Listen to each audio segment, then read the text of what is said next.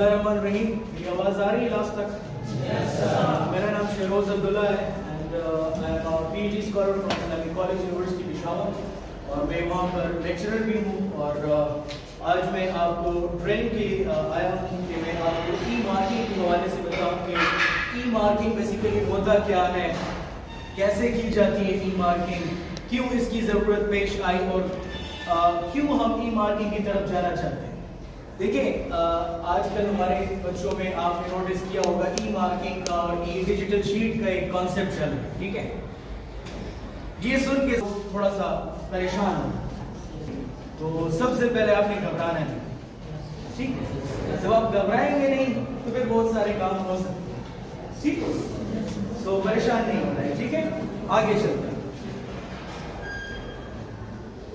देखिए, जहाँ तक ई मार्किंग का ताल्लुक है, सोचने की बात ये कि हम ई मार्किंग की तरफ क्यों आना चाहते हैं।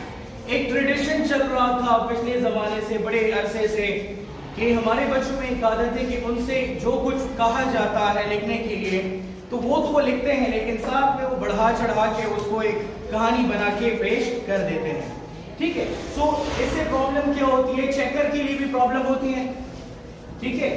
पेजेस भी बहुत ज्यादा वेस्ट होते हैं और जो क्वालिटी मटेरियल है वो नहीं आ रहा।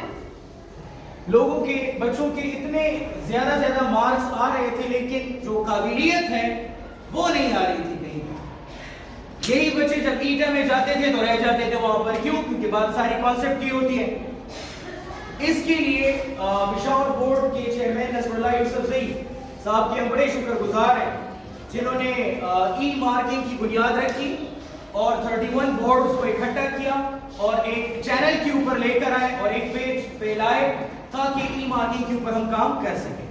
अच्छा, जहां तक ई मार्किंग है, इसमें आपको मालूम है, सिंस मैं फिजिक्स का बंदा हूं तो मुझे मालूम है कि फिजिक्स के पेपर में शॉर्ट क्वेश्चंस भी होते हैं, कॉन्सेप्चुअल क्वेश्चंस जिसको हम सेक्शन बी में रखते हैं, कोई छोटे मोटे न्यूमेरिकल भी होते हैं और साथ में सेक्शन सी होता है, 4 क्वेश्चन होते हैं, हर एक के 2-2 पार्ट्स होते हैं, तो आपको मालूम होगा, ठीक है।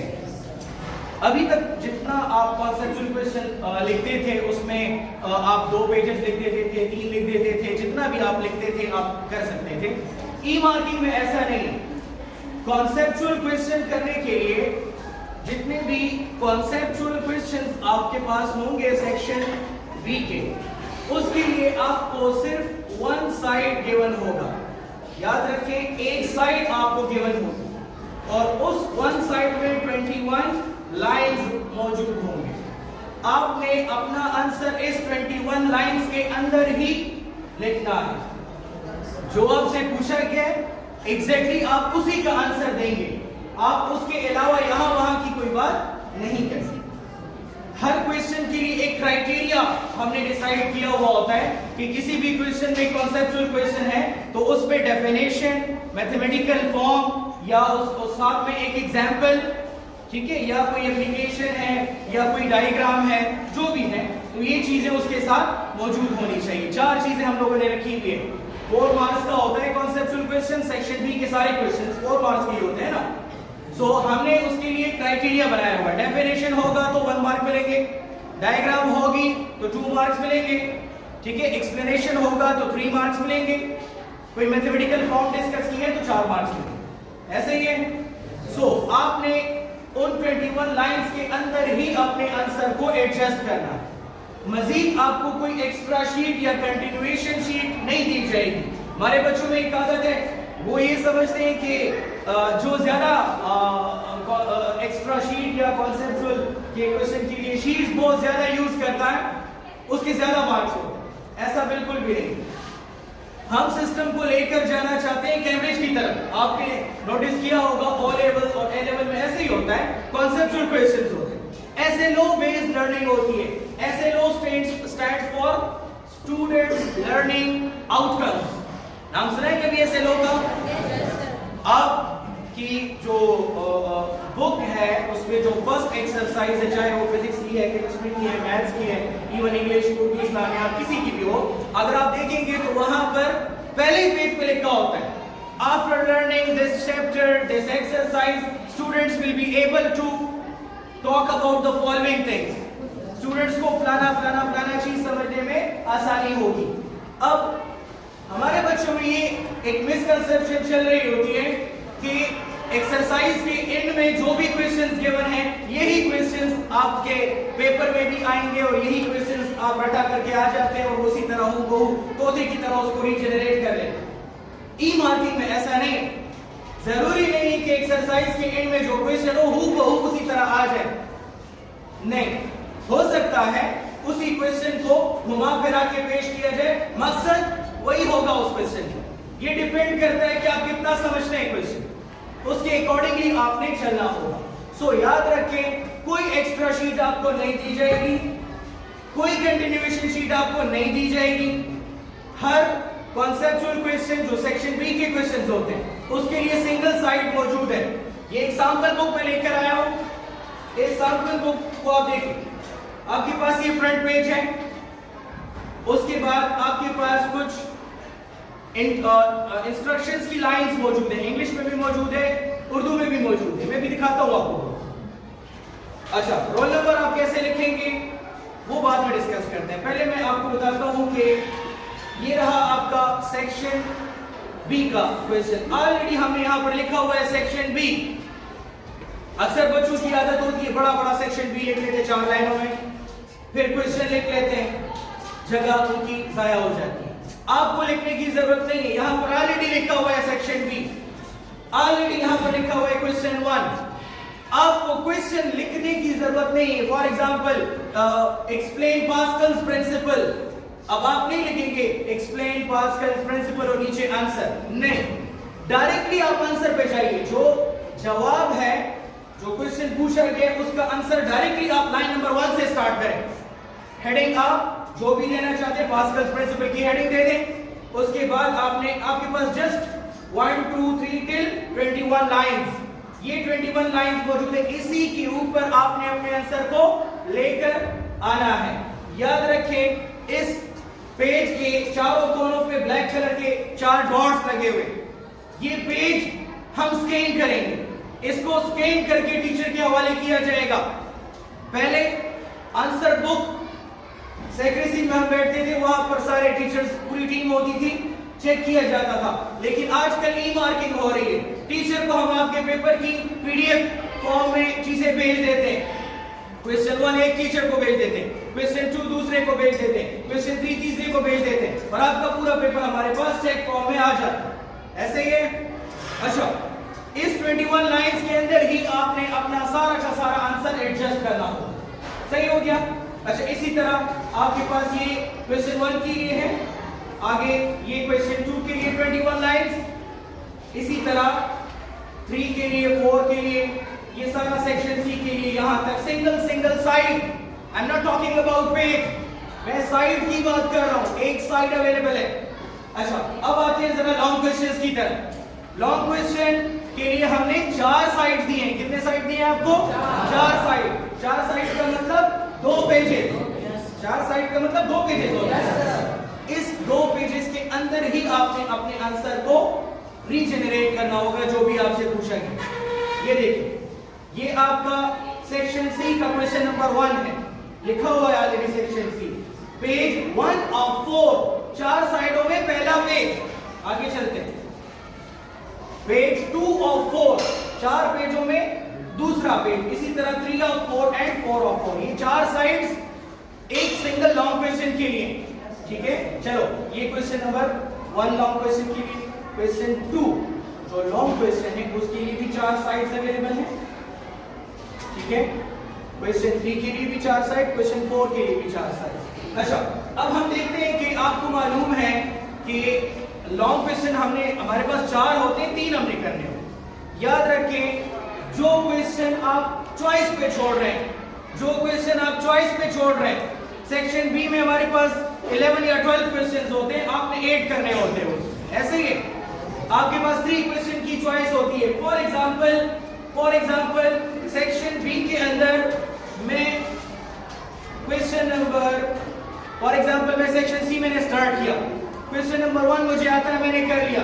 क्वेश्चन 2 मैं चॉइस पे छोड़ना चाहता हूं, आपने इसके ऊपर कोई क्रॉस नहीं लगाना, कोई लाइन नहीं लगाना, जो पेज आप नहीं यूज करना चाहते, जो क्वेश्चन नहीं करना चाहते, वो पेज ब्लैंक छोड़ दें, खाली छोड़ दें।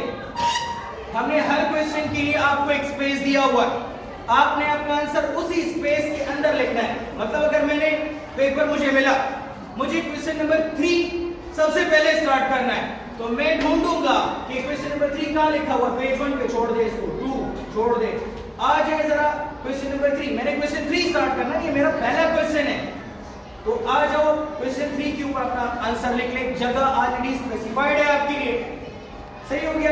आपके पास जो जो जगह दी गई है वहां पर आपने अपने आंसर को लिखना है, उस पेज को ढूंढना होगा और वहां जाकर आपने लिखना होगा। सही है, अब जरा हम देखते हैं आगे चलते हैं। अच्छा, ये रहा आपका जो आंसर बुक है, उसमें फर्स्ट पेज है। हमारे बच्चों में सबसे बड़ा मसला ये आता है कि उनको रोल नंबर लिखना नहीं है।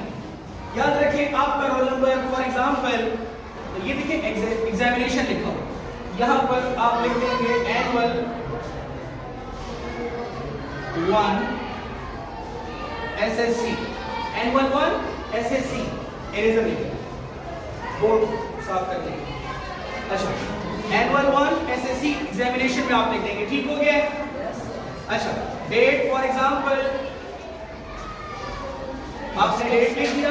अच्छा, आपका जो सब्जेक्ट है, जो भी आपका सब्जेक्ट है, फॉर एग्जांपल आजकल जो मार्किंग होगी ना आपकी, जो ई मार्किंग चलेगी, वो 9th के लिए भी है, 10th के लिए भी है, फर्स्ट ईयर के लिए भी है और सेकंड ईयर के लिए भी ई मार्किंग होगी, और 4 सब्जेक्ट्स में होगी, physics, chemistry, English and Urdu. In 4 subjects में आपकी ई मार्किंग की जाएगी। अगर ये सिस्टम कामयाब हो जाता है, अगर ये सिस्टम कामयाब हो जाता है, तो फिर हम अगले साल सारे सब्जेक्ट्स में इसको ऑफर करेंगे। अब जरा चलते हैं कि फॉर एग्जांपल इंग्लिश का पेपर है या फिजिक्स का पेपर है, आपने सिर्फ और सिर्फ ब्लैक या ब्लू बॉल पॉइंट यूज करना है। आपने वो कट निप का जो एक कल्चर होता था, उसको बड़े डिजाइन के साथ लिखते थे, सारा टाइम उसमें वेस्ट कर देते थे। हम आपकी डिजाइनिंग नहीं चाहते, हम आपसे आपका आंसर चाहते हैं। जो कॉन्सेप्ट आपने गेन किए वो जनरेट करके बताएं, इधर उधर की कहानियां ना सुनाएं। फॉर एग्जांपल आपके फिजिक्स का पेपर है, आपने सिर्फ और सिर्फ ब्लैक या ब्लू बॉल पॉइंट ये यूज करना है, ठीक हो गया। ब्लू आपने हेडिंग के लिए यूज कर लेना है, जो हेडिंग देना चाहते हैं उसके लिए, और ब्लैक बॉल पॉइंट आप राइटिंग के लिए यूज करें, जो भी आप लिखना चाहते हैं, जो आपका आंसर है। अच्छा, चलिए रोल नंबर फिजिक्स का पेपर है ना, आ जाते हैं। फिजिक्स वाले सर्कल को मैंने क्या कर दिया, फिल कर दिया, ठीक हो गया। 9th का पेपर है या फर्स्ट ईयर का पेपर है या सेकंड ईयर का, यहाँ पर 9th भी और 10th भी होगा। फॉर एग्जांपल ये 9th की बच्ची, ये 9th क्लास, सिर्फ 9th, ये सिर्फ 9th, ठीक। फॉर एग्जांपल आपका 9th का पेपर है, तो आपने क्या कर दिया जी, आपने इसको फिल कर दिया, मतलब 9th का पेपर आपने शो कर दिया। अब आपका जो रोल नंबर होगा that will be 6 डिजिटेड roll number. For example मैं कहता हूं आपका रोल नंबर है 562012, ये आपका रोल नंबर है। आपने सबसे पहले आना होगा, और यहां पर आपने देखो ब्लॉक नजर आ रहे हैं आपको, यहां पर लिख लें 562012, ठीक हो गया यहां तक। इसके बाद आपने क्या करना है, बहुत एहतियात से फिलिंग करनी है। रोल नंबर की फिलिंग सिर्फ और सिर्फ ब्लैक बॉल पॉइंट से करनी है। रोल नंबर को आपने सिर्फ और सिर्फ ब्लैक बॉल पॉइंट से फिल करना है। रोल नंबर के लिए आप सिर्फ और सिर्फ ब्लैक बॉल पॉइंट यूज करेंगे, ठीक हो गया। चले 5 के नीचे जरा आ जाए, छोटे छोटे बबल्स बने हुए, चेक करो 5 कहां पर मौजूद है। 1 2 3 4 5, ये इसको फिल करो, ठीक है। अच्छा 6 कहां पर मौजूद है, 1 2 3 4 5 6, फिल कर लें इसको। 2 1 2, ये रहा। 0 देखिए 1 2 3 4 5 6 7 8 9, 0 लास्ट में है, 0 कहां पर है, लास्ट में है, इसको फिल कर ले। 1 यहां पर इसको फिल कर ले। 2 इसके नीचे आ जाए 1 2, ये आपने क्या कर दिया, आपने रोल नंबर फिल कर दिया, सही हो गया। चलिए यहां पर लिखा हुआ है सिग्नेचर ऑफ द सुपरिटेंडेंट। अक्सर बच्चे बच्चियां गलती से अपना साइन कर लेंगे, आप कोई डिप्टी कमिश्नर हो, आपने साइन नहीं करना, सही है। ये जगह आपने यूज बिल्कुल भी नहीं करनी, ठीक है। चले जी आगे चले।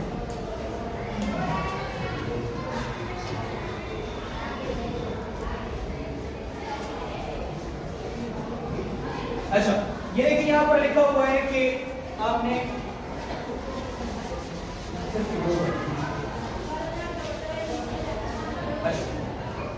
इस लकीर के ऊपर आपने नहीं लिखना, ये जो पोर्शन आपको नजर आ रहा है इससे ऊपर आपने कुछ भी नहीं करना, इसके नीचे आपने एग्जामिनेशन और डेट जो भी होगा वो आपने लिख देना होगा, ठीक है। चले, और ये जो सुपरिटेंडेंट के साइन के नीचे वाली लाइन नजर आ रही है आपको, स्टार वाली, ये इसके नीचे आपने कुछ भी नहीं लिखना, सही है। सिर्फ आपने एग्जामिनेशन और रोल नंबर वाली बातें वहां पर लिख देनी, ठीक है। अच्छा ये देखिए, ये आपका मैंने अभी आपको बता दिया कि फर्स्ट ईयर का पेपर है, 9th का पेपर है, 10th का है, जिसका भी है आपने वो लिख दिया। उसके बाद फिजिक्स का पेपर है, केमिस्ट्री का है, या जिस वो भी है वो क्लिक कर ले। रोल नंबर फिल करने का तरीका आ गया आपको। सबसे पहले क्या करेंगे, जो 6 ब्लॉक नजर आ रहा है 6 ब्लॉक में फिल इन कर ले, ऐसे ही है। उसके बाद हर डिजिट के नीचे जो बबल्स नजर आ रहे हैं ढूंढो कि आपका जो नंबर है वो कहां पर मौजूद है, उसको अकॉर्डिंगली आकर फिल कर ले। क्लियर हो गया, ये दोबारा करवा दूं, क्लियर हो गया है, करना आ गया सबको। अच्छा जी, अब ये देखिए ये तरीका है कि आपने रोल नंबर फिल करना है। आपका रोल नंबर फॉर एग्जांपल 207419 है, तो आपने 2 को किया फिल, फिर 0 को, फिर 7 को, इसी तरह से आपने कर लेना है। कोशिश करें कि ब्लैक बार पॉइंट के अलावा दूसरा मत यूज करें। अच्छा आपको यहाँ पर फिलिंग का कहा गया। हमारे बच्चों में एक और मसला है, जब इनको एमसीक्यू दिया जाता है तो ये चूज द करेक्ट आंसर है, वहां पर छोटे छोटे सर्कल्स बने होते हैं, तो ये उन सर्कल को फिल करने की बजाय टिक लगाना शुरू कर देते हैं ऐसे। ये दिस इज रॉन्ग फिलिंग, ये गलत तरीका है, ये गलत तरीका है। इस तरह क्रॉस लगाना गलत है, या एक ही कॉलम में 2 बबल्स को फिल करना भी गलत है। जो राइट मेथड है this is the right method. यहां तक क्लियर हो गया? Yes sir. आगे चलो, यहाँ पर कुछ इंस्ट्रक्शंस आपको नजर आ रही हैं। Use ball pen for filling bubbles only. अच्छा याद रखें, अच्छा मार्कर्स भी हमारे बच्चे बहुत ज्यादा यूज करते हैं, ऐसे ही और उसके आगे वो डिजाइन बना के वो इस तरह। जितने भी मार्कर्स आपके पास है डस्टबिन में गिरा देने चाहिए। ब्लू, ब्लैक, जितने भी तरह के मार्कर्स, हाइलाइटर्स आपके पास मौजूद है सबको डस्टबिन में गिरा दे, बिकॉज कुछ भी नहीं allowed except blue and black ball point. सही हो गया? अच्छा अब सोचने की बात यह है कि आप पेपर में अगर कोई डायग्राम बना रहे हैं तो फिर क्या करेंगे? याद रखें, सुने मेरी बात सुने। डायग्राम के लिए डायग्राम आपने पेंसिल से बना दिया, डायग्राम तो आप पेन से बनाओगे तो गलत हो जाएगा ना।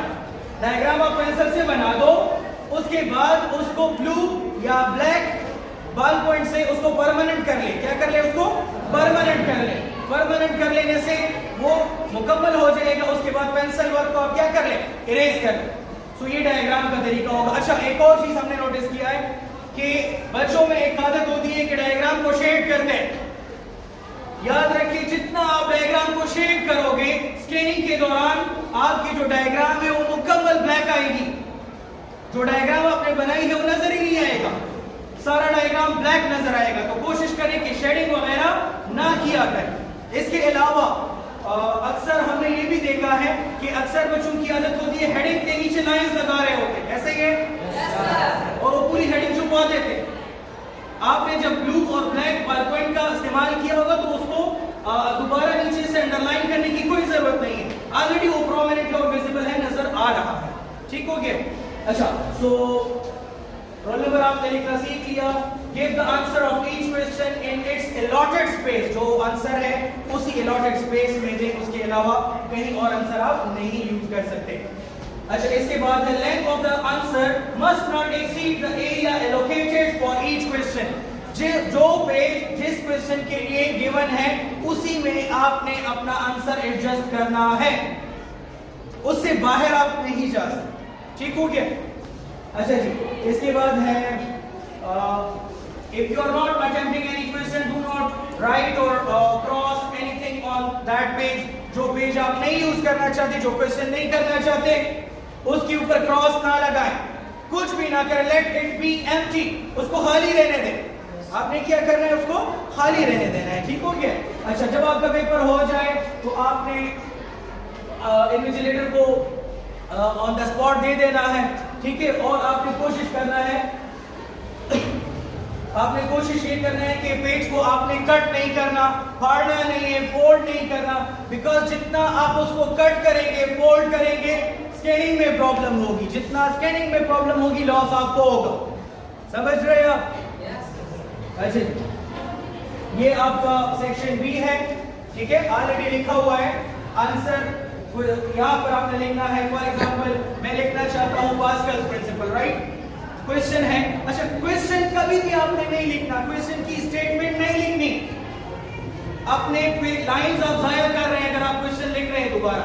या अक्सर इस तरह होता है कि इंग्लिश के पेपर में मोस्टली वो पैसेज गिवन होता है. आपको गिवन होता है ना पैसेज, उसके नीचे 5 क्वेश्चंस होते हैं. आपको कहा जाता है कि इस पैसेज को रीड आउट करें और इस से जो जो आंसर बनते हैं नीचे 5 क्वेश्चन के दें. तो हमारे बच्चे क्या करते हैं, वो सारा का सारा पैसेज उठाकर लिख देते हैं पहले. ओ भाई, हमने आपसे पैसेज नहीं मांगा, हमने आपसे सिर्फ आंसर मांगा है. पैसेज को रीड करें. फॉर एग्जांपल मैं यहां पर लिख देता हूं आंसर टू पैसेज. ठीक है? जो पैसेज मुझे गिवन है, रीड करने के बाद 5 क्वेश्चन के आंसर देने हैं मुझे. नंबर 1, यहां पर आप डायरेक्ट आंसर स्टार्ट करें. जो आंसर है वो लिख के, क्वेश्चन दोबारा ना लिख के उसमें कि व्हाट इज आस्किंग, व्हाट, ये पोएट क्या पूछ रहे हैं. इसमें होता है इस तरह की वो चीजें. इसमें what is the basic theme of the, who is the writer. No no no, don't write who is the writer, just write the name of that writer, that फलाना is the writer of this poem. ऐसे ही है. तो आपने यहां पर लिख दिया. अच्छा, सेकंड क्वेश्चन का आंसर लिख लें, थर्ड का लिख लें. इसी तरह जो 5 क्वेश्चन है उनको आप इस तरह से पूरा करें. सही हो गया? जितना स्पेस यूटिलाइज करेंगे उतना ज्यादा आपको फायदा होगा. समझ रहे हैं आप? अच्छा, चलो इसके अलावा अगर फॉर एग्जांपल कोई आप फिजिक्स का क्वेश्चन कर रहे हैं. फॉर एग्जांपल आपके पास क्वेश्चन है, why large spanners are used to tighten a rusty nut or a bolt. ये क्वेश्चन मेरे ख्याल से चैप्टर नंबर 4 का है. सही कह रहा हूं? ऐसे ही है. अब यहाँ पर आप फॉर एग्जांपल लिख लेंगे, आपके पास क्वेश्चन है, आपने डायरेक्ट उसका आंसर लिखना. मैं आपको एग्जांपल करके दिखाता हूं, एग्जांपल करके दिखाता हूं. आपने यहाँ पर लिख लिया इंट्रोडक्शन. मैंने क्वेश्चन नहीं लिखा, डायरेक्ट में आंसर स्टार्ट कर रहा हूं. ठीक है? आपके पास फॉर एग्जांपल स्पैनर वाला क्वेश्चन है. ठीक है? मुझे मालूम है इंट्रोडक्शन में आप वो चीज डिफाइन करें जिसके ऊपर आपका आंसर बेस्ड है. मुझे मालूम है कि मेरा जो क्वेश्चन है वो टॉर्क के ऊपर बेस्ड है. किसके ऊपर बेस्ड है? टॉर्क के ऊपर बेस्ड है. तो बेहतर ये है कि मैं यहां से टॉर्क को डिफाइन कर लूं कि टॉर्क होता क्या है. ठीक है?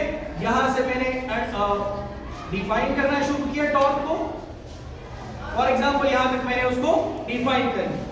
उसके बाद मुझे मालूम है कि टॉर्क की मैथमेटिकल फॉर्म मुझे बताना जरूरी इसलिए है क्योंकि सारा आंसर मैं उसी के बिहाफ पे एक्सप्लेन करूंगा.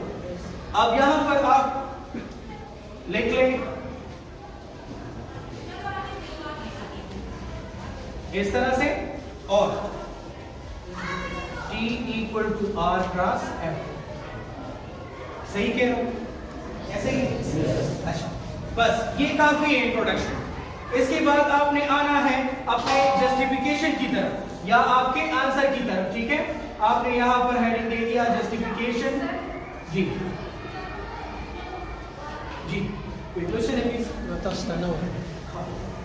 जस्टिफिकेशन में जो भी आपका आंसर है, ठीक है, जो आंसर आप लिखना चाहते हैं कि as we know that torque depends upon 2 factors, momentum and force.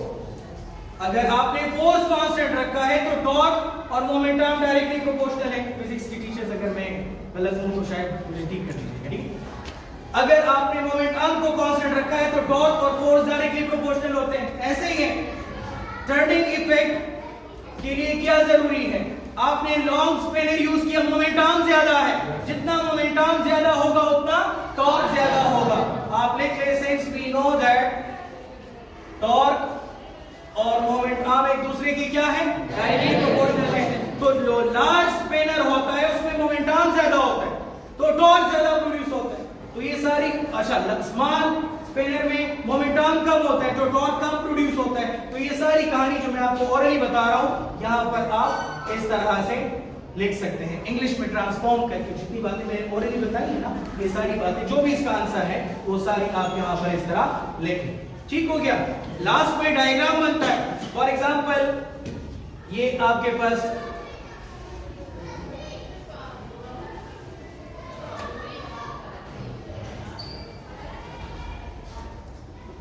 ये कोई नट है, ठीक है, आप इसको टाइटन करना चाहते हैं, दिस इज अ स्पिन। ठीक हो गया। आपके पास ये क्वेश्चन जो है शॉर्ट क्वेश्चन आपने कर सही कह रहा हूं? Yes sir. अच्छा ठीक है। तो ये आपके पास ये क्वेश्चन इस तरह से हो जाएंगे। ये तो मैंने एग्जांपल करके बताया आपको, ठीक है। मे बी कि आपके टीचर ने इससे बहुत अच्छा कराया होगा आपको। माशाल्लाह आपके सारे टीचर इम्तियाज साहब और बाकी माशाल्लाह बहुत काबिल है, बहुत बेहतरीन आपको कराया हुआ। मैंने वैसे ही सैंपल ही आपको समझाया है। आगे चलते बेटे इसको।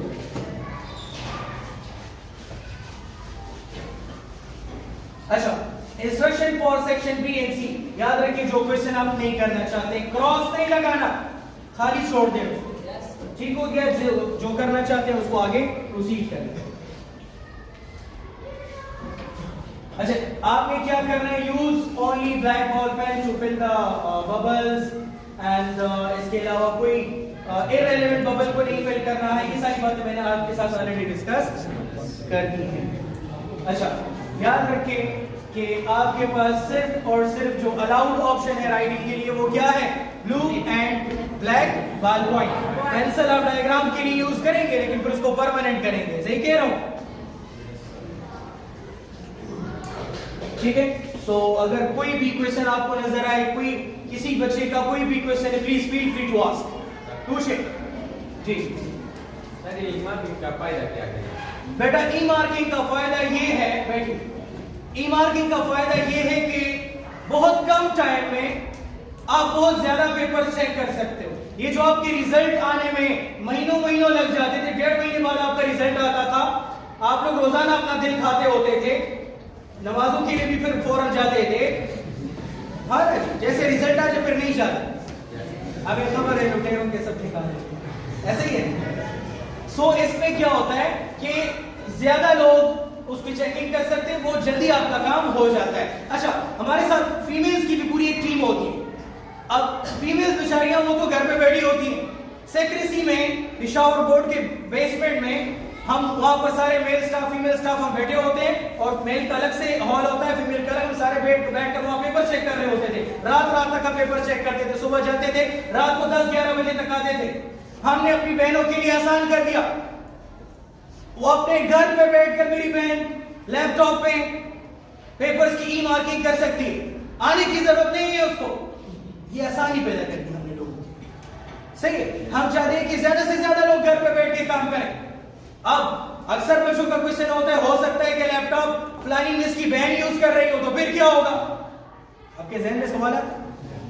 हमने चोरी के लिए कोई जगह नहीं छोड़ी, कोई लूप होल नहीं छोड़ा। आपको मालूम भी नहीं होगा आपको जिस तरह फेसबुक आईडी होती है, इंस्टाग्राम आईडी होती है, यूट्यूब होता है, सब कुछ के लिए एक आईडी होती है और एक पासवर्ड होता है। सही कह रहे हैं? जिस टीचर को हम हायर करते हैं ई मार्किंग के लिए, हम उसको पिशावर बोर्ड की वेबसाइट के लिए एक आईडी भी देते हैं और पासवर्ड भी देते हैं। वो एक स्पेसिफिक टाइम के लिए होता है। सिंस मैं पिशावर बोर्ड का हेड एग्जामिनर हूं फिजिक्स का, आपकी 9th 10th first year second year के सारे पेपर्स मेरे अंडर चेक होते हैं, फेडरल का भी मैं हूं। ये सारी चीजें हम ग्राउंड के ऊपर लेकर आए। याद रखें कि जो भी चीज आपको वहां पर दी जाती आप बड़ी आसानी से कर सकते हैं। अगर टीचर अपनी जगह अपनी बहन को बिठा देती है मार्किंग करने के लिए, चेकिंग करने के लिए, आप सोचेंगे कौन देख रहा है, शायद अरे उनको मालूम भी नहीं होगा। हर 2-3 मिनट बाद उनकी एक पिक्चर हम कैप्चर कर रहे होते हैं, हम नहीं कर रहे होते, सॉफ्टवेयर कर रहा होता है, आईडी कर रही होती है ताकि देखा जाए कि वो फलानी मिस ही पेपर चेक कर रही है कि नहीं। अब अगर कोई लूप होल या कहीं फ्लॉ नजर आएगा मुझे, मैं हेड एग्जामिनर हूं, मेरे अंडर 35 to 40 टीचर्स की एक टीम होती है। इंसान धोखा कर सकता है, सॉफ्टवेयर धोखा होने देता नहीं। मुझे फौरन एक मैसेज आ जाता है मेरे ईमेल पे, मैं मॉनिटर कर रहा होता हूँ सबको, मैं ऑन द स्पॉट देख रहा होता हूँ कि कौन कहां पर किस टाइम कितने पेपर चेक कर रहा है, किसका पेपर चेक कर रहा है, आया गलत चेक कर रहा है, ठीक चेक कर रहा है। नाइंसाफी आपके साथ नहीं होने दी जाएगी किसी भी सूरत। पुराने जमाने में सोचा जाता था मेरा चचा पेशावर कोर्ट का चेयरमैन है, मेरा दादा जो है वो फलाना है, मैं मेरे लिए मार्क्स कर रहा है। आजकल ये चीजें नहीं होगी, हर चीज जस्टिफाइड होगी, चोरी खत्म होगी, सही होगी, हर चीज आपको आपका जो हक है वो मिलेगा, ज्यादती आपके साथ कभी भी नहीं। ठीक हो गया। सो मॉनिटरिंग का अपना एक तरीका होता है, बाकायदा मुझे आ जाता है, मुझे पता लग जाता है कि कौन कहां पर क्या मसला कर। ठीक हो गया। सो अच्छा, और किसी बच्चे का कोई क्वेश्चन? जी, अगर हम वाले तो जाए तो इसके साथ क्या है? अच्छा शाबाश, गुड क्वेश्चन। एक बच्चे का है कि अगर हम गलत हो जाए तो फिर क्या किया जाए। देखिए बेटा, आप सेक्शन बी के क्वेश्चन कर रहे हैं, सेक्शन सी के क्वेश्चन कर रहे हैं। फॉर एग्जांपल चले आप सेक्शन बी के क्वेश्चन कर रहे हैं, क्वेश्चन नंबर 1 आप करना चाहते हैं, लेकिन आपने क्वेश्चन नंबर 5 के पेज के ऊपर वही क्वेश्चन कर दिया। यस, क्वेश्चन 1 करना चाह रहे थे, गलती से आपने वो क्वेश्चन पेज नंबर 5 के ऊपर कर दिया या क्वेश्चन नंबर 5 की जगह पे कर दिया। It's okay. देखिए, गलती एक बार एक्सेप्टेबल होती है, आप आदत ना बना लें। सही हो गया। अच्छा, सो कोशिश ये करें कि अगर एक बार आपसे गलती हो गई है, फॉर एग्जांपल आपके पास ये पेज नंबर 1 था और ये पेज नंबर 5 था, फॉर एग्जांपल ये 1 है, ये 5 पे ये पेज है, ठीक है। अब इस क्वेश्चन का आंसर मैंने यहाँ पर लिख दिया, तो आपको गलती हो गई है ना, तो कोशिश कर ले कि बस ये 5 है ना, इसको 1 कर ले, ये 1 है ना, इसको 5। जी बेटा, अगर स्पेलिंग मिस्टेक, अच्छा एक शाबाश, बहुत अच्छा क्वेश्चन किया बेटा, और से देखिए, अगर आपसे कोई गलती हो जाती है फिर क्या कर रहे हैं। मिसाल के तौर पर कोई स्पेलिंग में लिखना चाहता हूं, मैंने गलत स्पेलिंग लिख दी, हमारे बच्चे क्या करते हैं, इंक रिमूवर पहले यूज करते थे ना, पहले पेज को और उसके बाद फिर उसको उल्टा करके वो लिखते थे, वो पीछे वाला जो पेज है वो खराब हो जाता, उसकी इमेज पीछे वाले पेज पे आ जाती। सिंपल, जो गलती आप कर रहे हैं, आपको पता है कि स्पेलिंग मिस्टेक कर दी है मैंने, कोई व्हाइट पेन यूज करने की जरूरत नहीं है, जस्ट वो हेड आगे जाए, लाइंस लगाएं और आगे जाएं। अब देखिए, हमारे बच्चे कटिंग इस तरह करते हैं, गलत तरीका है कटिंग का, इस तरीके से करें। अगर सिंपल एक लाइन लगा दे तब भी बन सकता है। सर बिल्कुल, एक लाइन भी लगाया जा सकता है, इस तरीके से आप करेंगे तो पता भी नहीं लग रहा है कि ये गलती है, लेकिन टीचर अंधा थोड़ी है, उसको तो पता लग रहा है कि आपने गलत लिखा है। लेकिन आपको मार्क्स से बचाने के लिए या आपकी गलती को हम इग्नोर कर देते हैं। आप क्वेश्चन 1 का आंसर 5 की जगह लिखते हैं या 5 का 1 की जगह, कंप्यूटर तो स्कैन कर लेता है आपके सारे क्वेश्चन, चेक तो ह्यूमन ही कर रहा है ना, उसको तो पता लग रहा है, तो छोटा बच्चा डेफिनेटली गलती करेगा, आम सी बात है, हर कोई करता है, ठीक है। तो आपको वहां पर हम एडजस्ट करते हैं, ठीक हो गया। और किसी बच्चे का कोई क्वेश्चन? जी बेटा, फील फ्री टू आस्क, जो भी क्वेश्चन पूछना चाहते हैं, किसी वर्ड की नहीं समझ आई, किसी भी पॉइंट की नहीं समझ आई, पूछें अभी, बिकॉज जब बोर्ड में आप ये अपीयर होंगे तो फिर बहुत मसाइल का सामना करना पड़ेगा आपको। जी बेटा, एक बच्चे का क्वेश्चन है कि पॉइंटर यूज कर सकते हैं कि नहीं। बेटा, पॉइंटर में एक मसला ये है कि पॉइंटर पीछे वाले पेज के ऊपर इमेज छोड़ देता है, और आप लोग लिखते भी इतना डार्क तरीके से है ना कि वो पीछे वाले पेज को खराब कर दे, तो पॉइंटर बेसिकली इसलिए हमने नहीं अलाउ किया, ठीक हो गया। और अगर किसी बच्चे का कोई क्वेश्चन हो,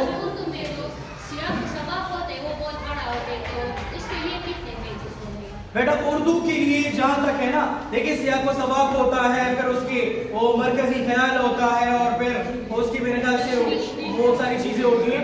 सो आपको जो क्वेश्चन दिया गया होगा, पेपर सेटिंग, इधर देखिए, पेपर सेटिंग एक बहुत इंपॉर्टेंट चीज होती है।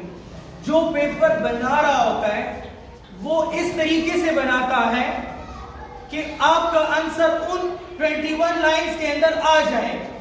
वो अलग बात है कि आपको नहीं आता, वो एक अलग बात है, लेकिन क्वेश्चन देने वाले ने बड़े सोच समझ के क्वेश्चन दिया है। इतना क्वेश्चन होगा कि वो 21 लाइंस में आपके स्पेसिफाइड प्लेस में आ जाए। ठीक हो गया? तो ऐसा हम क्वेश्चन नहीं देंगे कि write a detailed note on Archimedes principle. ये आर्चिडेमस हो, आर्चिमीदेस नहीं, दिस इज आर्चिडेमस। अच्छा, सो आर्चिडेमस प्रिंसिपल के ऊपर लंबा चौड़ा नोट लिखे, इतनी सारी चीजें नहीं हो सकती। ठीक है, और किसी बच्चे का कोई क्वेश्चन हो? जी, ये मेरे पास कुछ ऐसे क्वेश्चन भी होते हैं जिसके साथ लिखा होता है शो विद डायग्राम। अगर हमारे पास सेक्शन बी में पेज खत्म हो गया तो फिर हम डायग्राम का बेटा पहली बात तो ये है, एक बच्चे का क्वेश्चन है कि अगर कोई डायग्राम दी जाए, अगर कोई डायग्राम दी जाए, ये जो क्वेश्चन मैंने कहा चले, अच्छा वो जो क्वेश्चन मैंने अभी आपके लिए किया, वो मुझे मालूम है, मैं फिजिक्स का बंदा हूं, मुझे मालूम है कि वो क्वेश्चन 21 लाइन में बड़ी आसानी से आ सकता है, उसको आप बड़ी आसानी से फिर डायग्राम कर सकते हैं। लेकिन अगर आपका ये ख्याल है, अच्छा एक और चीज मेरे ज़हन में भी आ गया, हमारे बच्चों में एक छोटा सा मसला और है, राइटिंग फॉन्ट्स। राइटिंग फॉन्ट जानते हैं? राइटिंग फॉन्ट्स, कुछ बच्चे इस तरह लिखते हैं, कुछ बच्चे ऐसे लिखते हैं, ठीक है, कुछ ऐसे लिखते हैं, ऐसी। राइटिंग फॉन्ट्स बहुत इंपॉर्टेंट। याद रखिए, आपके पास जगह बहुत स्पेसिफाइड है, तो बहुत ज्यादा बड़ा बड़ा लिखने की जरूरत नहीं है। राइटिंग फॉन्ट को जरा सा छोटा करके लिखें, थोड़ा सा उसको एडजस्ट करके लिखें, ताकि जगह ज्यादा अवेलेबल आ सके। जब आपके पास जगह ज्यादा होगी तो आप ज्यादा से ज्यादा मटेरियल यूटिलाइज कर सकते हैं, आप ज्यादा से ज्यादा आंसर अपने क्वेश्चन के बारे में लिख सकते हैं, आप एग्जामिनर को ज्यादा सेटिस्फाई कर सकते हैं, and you can have a better marks. समझ रहे हैं आप? यस। जी, और अगर किसी बच्चे का कोई क्वेश्चन हो, please feel free to ask.